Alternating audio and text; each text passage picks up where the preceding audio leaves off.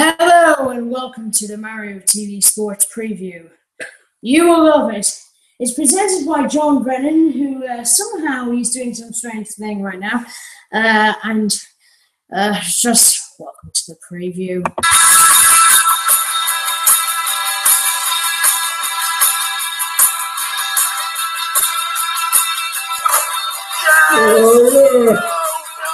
Oh no.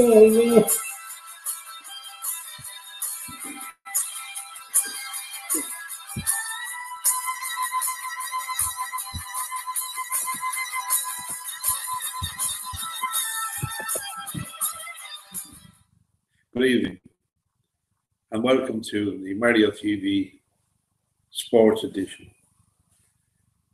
Breaking news just in, Sepp Blatter says he will resign as president of football's governing body, FIFA, amid a corruption scandal. In announcing it, he said the 79-year-old Swiss has called an extraordinary FIFA Congress as soon as possible to elect a new president. Blatter was re-elected last week despite 7 top FIFA officials being arrested 2 days before the vote was to take part of US prosecution.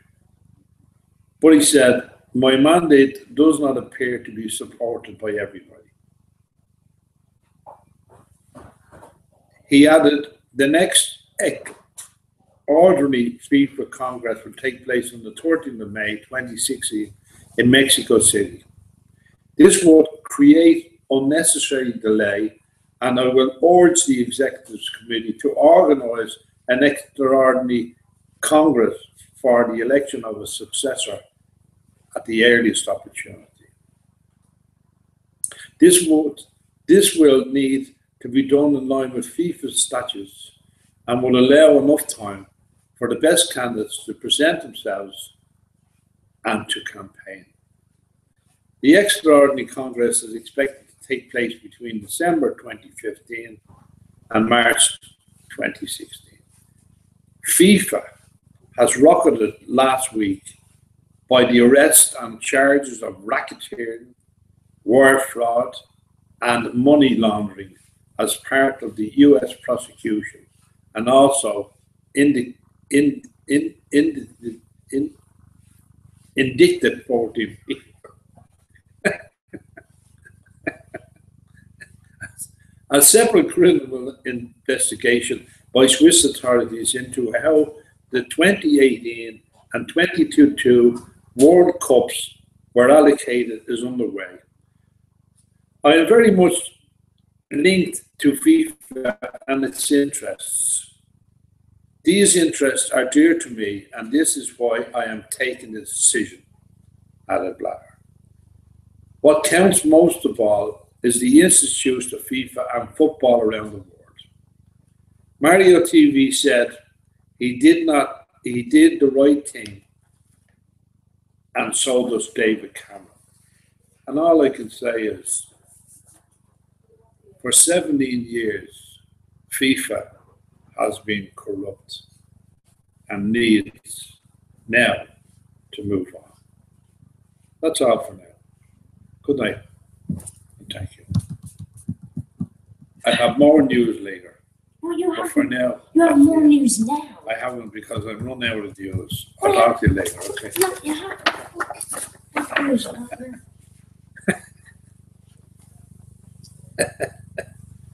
No,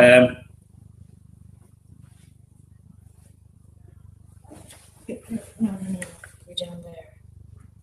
You only $3? Yes. The whole lot? Yes. You're live on air, so You only told me to read down there. I said read down there for the rehearsals. Excuse me. I just want to speak to my director for a moment. Oh God! Oh God! Oh God! Oh God! Look. I'd say that would be a great. It's what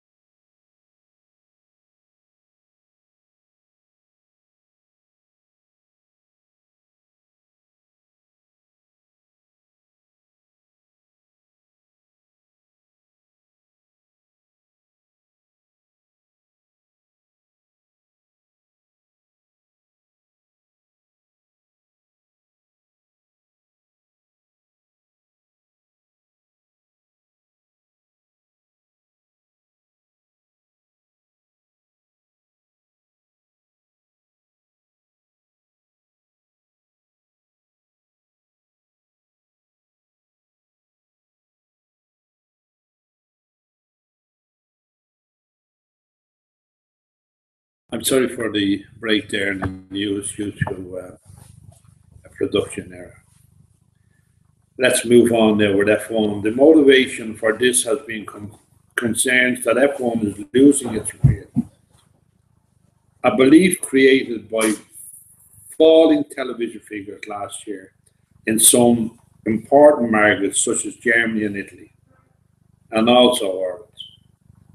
Commercial boss Bernie Ecclestone, governing body of the FAI, and the teams have decided to leave aside for now the question of whether the falling figures are a reflection on F1 itself or of a splintering TV market and take action.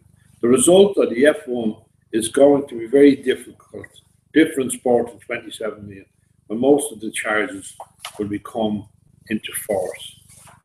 I'd just like to mention that only last week, Bernie Ecclestone went out and bought a new house for his daughter, and he spent, can you give a guess? 42 million on a house. What does that tell you?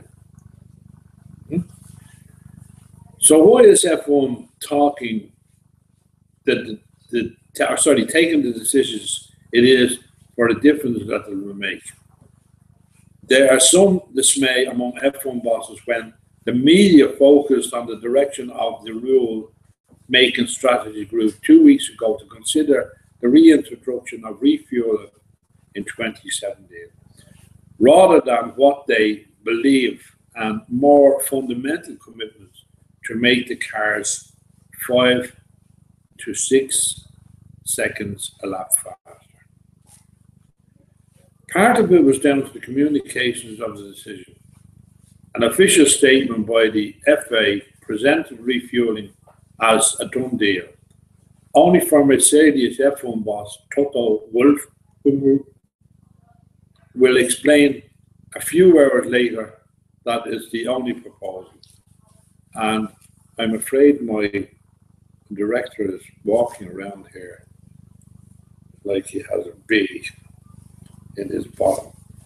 So for now, that's about, I'll give you the rest of the news after I have No, you have to give it now. You have to give it now. Go. Less than a fortnight later, the proposal looking very shaky indeed, and not one of the teams wants refueling to happen.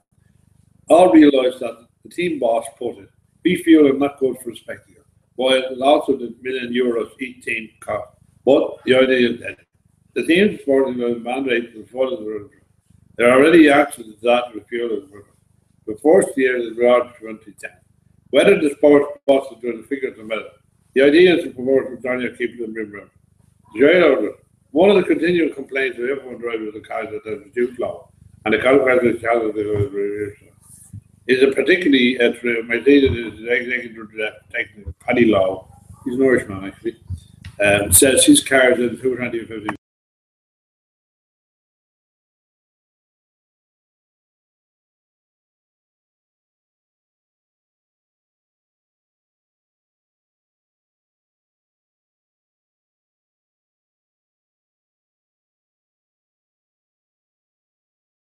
Will take other teams. But what will have only knows. Now, football.